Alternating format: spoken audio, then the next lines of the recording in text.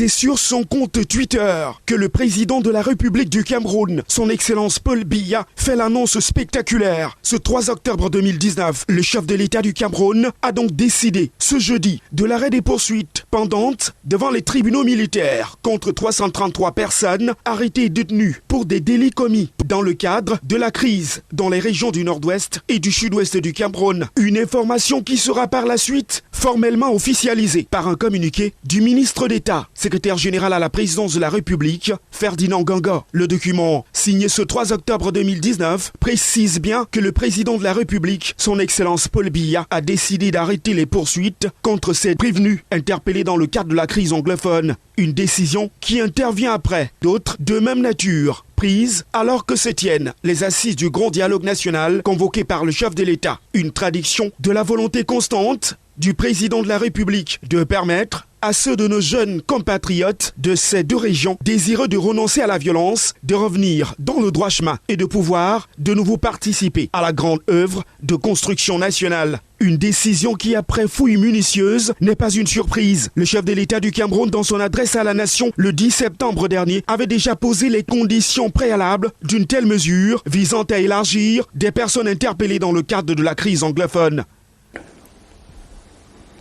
Il est toutefois vrai que dans le cadre d'un dialogue, d'un processus de paix ou de réconciliation nationale, il puisse être envisagé l'éventualité d'un pardon dans certaines conditions.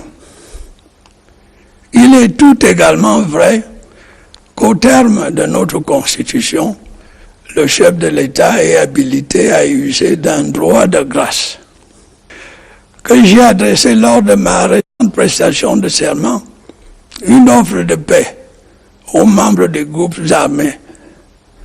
Je voudrais solennellement réitérer en ce jour cette offre. Ceux qui volontairement déposent les armes et se mettent à la disposition des centres de DDR n'ont rien à craindre. Leurs camarades qui s'y trouvent déjà peuvent en témoigner.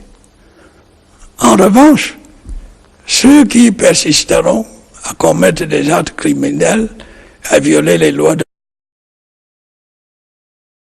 forces de défense et de sécurité, auront toute la rigueur de ces mêmes lois.